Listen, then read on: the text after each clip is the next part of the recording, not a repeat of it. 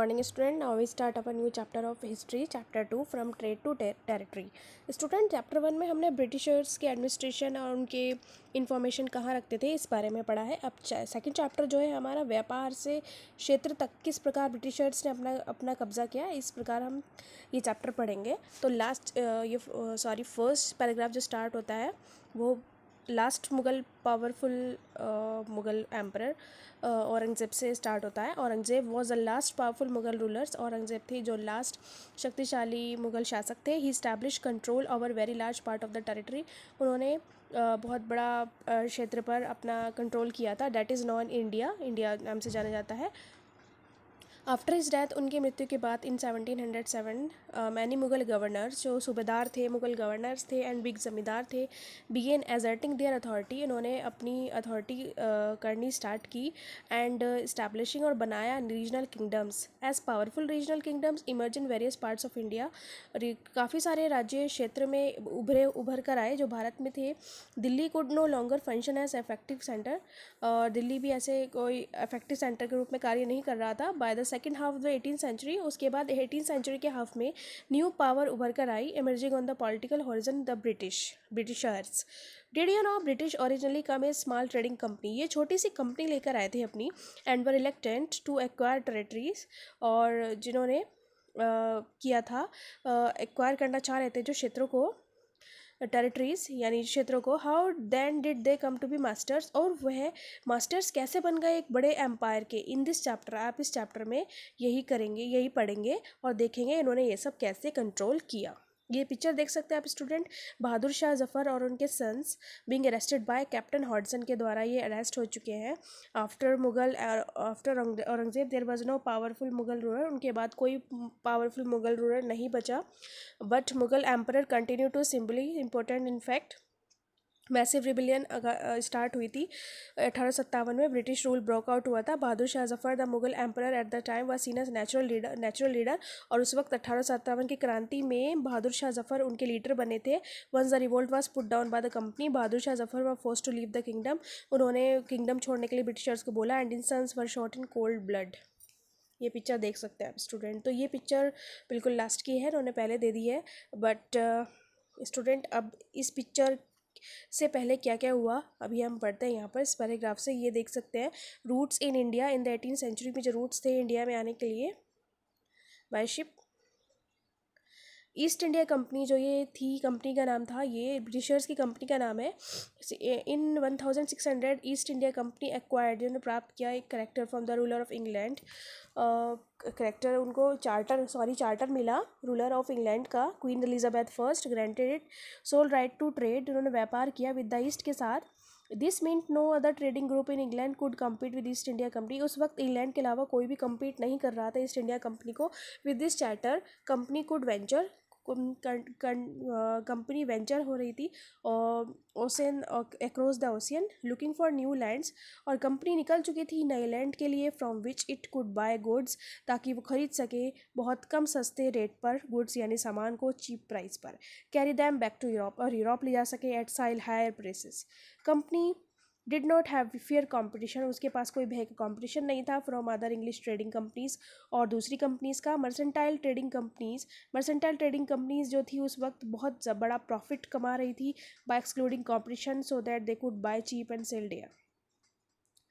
उस वक्त तो रॉयल राजसी चार्टर जो स्टार्ट हुआ था, हाईवे कुड नॉट. मर्सेंटाइल देखिए यहाँ पे स्टूडेंट टर्म दी गई है, business enterprise that make profit. एक ऐसा बिजनेस जो कर सके लाभ प्राइमरी थ्रू ट्रेड, व्यापार के द्वारा, buying goods cheap and selling them hard, जो कम पैसे पर सामान ले और ज़्यादा पर बेचे, मर्सेंटाइल कहलाता है.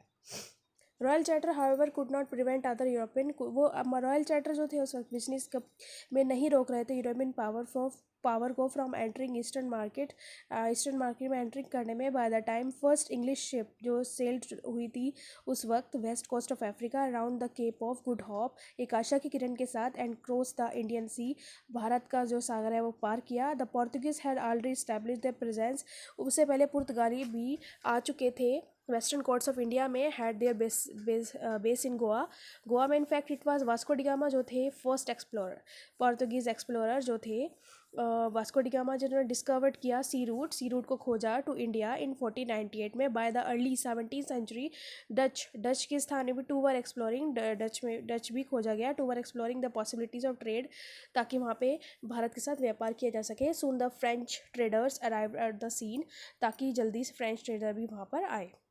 Problem was that all the companies were interested in buy same thing. Problem ये थी कि हर कंपनी एक ही चीज़ में खरीदने में इंटरेस्ट थी। The fine qualities of cotton silk produce in India. उस वक्त भारत में बहुत अच्छी क्वालिटी की कॉटन सिल्क प्रोड्यूस की जा रही थी, बिग मार्केट थी यूरोप में इसकी। पीपर, क्लव्स, काली मिर्च, लौंग, कार्डमम, इलायची, cinnamon too were in great demand. Competition amongst जो था वो European companies inevitably pushed up, जो कर रहा था पुश अप प्राइजेस को, which these goods could be purchase, ताकि इन चीज़ों को खरीदा जा सके। एंड दिस रिड्यूस प्रॉफिट बढ़ाया जा सके, कम किया जा सके, that could be earn. The only way the trading companies could flourish, फैल रही थी वो trading companies by eliminating rival competitor, और निकाल कर अपने सामने के राइवल प्रतिद्वंदियों को निकाल कर अपने रास्ता साफ करके ट्रेडिंग कंपनीज सामने बढ़ रही थी। The urge to secure market therefore lead to fierce battles between the trading companies.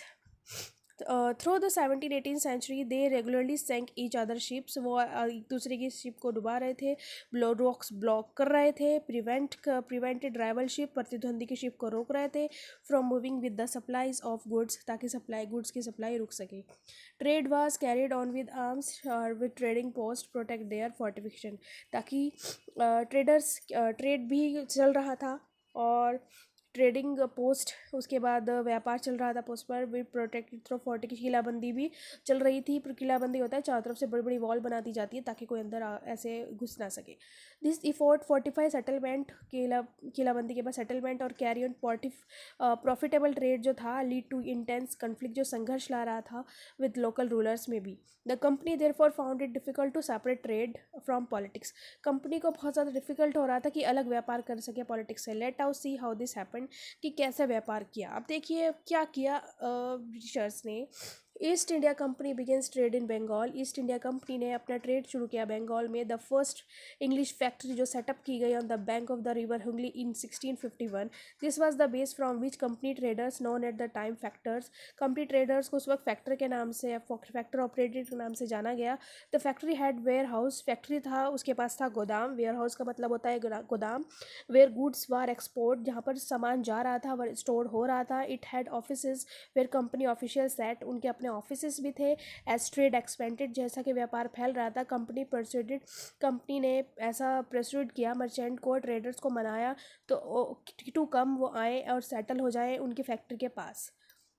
Bye 1696 it began a building a fort around the settlement, उन्होंने सोचा एक बिल्ड किया जाए फोर्ट सेटलमेंट के पास। 2 year later bribed Mughal official into giving company zamindari, company को जमींदारी दी गई, राइट्स ओवर 3 villages, 3 villages के। Of this was Kalikata, later grew in the city of Calcutta, जो आज कलकत्ता के नाम से कोलकाता के नाम से जाना जाता है। It also persuaded the Mughal emperor, वो उन्होंने प्रेज्यूट किया मुगल एम्पर औरंगजेब को एक फरमान इशू करें to granting the company the right to trade duty free, ताकि वहाँ उनके लिए बिल्कुल ट्रेड फ्री हो जाए।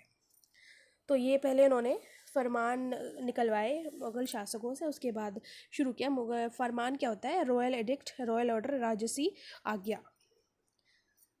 Company tried continuous to press for more concessions, company ने ट्राई करवाया और भी कंसेशन, मैनिपुलेट किया अपने आप एग्जिस्टिंग प्रिविलेजेस तीर्थ स्थलों के लिए भी। औरंगजेब फरमान निकाला फिर instance had grant only company the right to trade duty free, उन्होंने बिल्कुल कंपनी को राइट दे दिया, अधिकार दे दिया ट्रेड करने के लिए duty free. But official of the company who were carrying on private trade on the side, उस वक्त उनके साथ प्राइवेट ट्रेड भी चल रहा था साइड में, were expected to pay duty, this they refuse to pay causing enormous loss of revenue for Bengal, उसके साथ बंगाल का बहुत बड़ा लॉस हुआ कर के मामले में। How could the nawab of Bengal Murshid Quli Khan not protest, क्यों विरोध नहीं कर पाए nawab of Bengal Murshid Quli Khan not protest, ये क्वेश्चन था।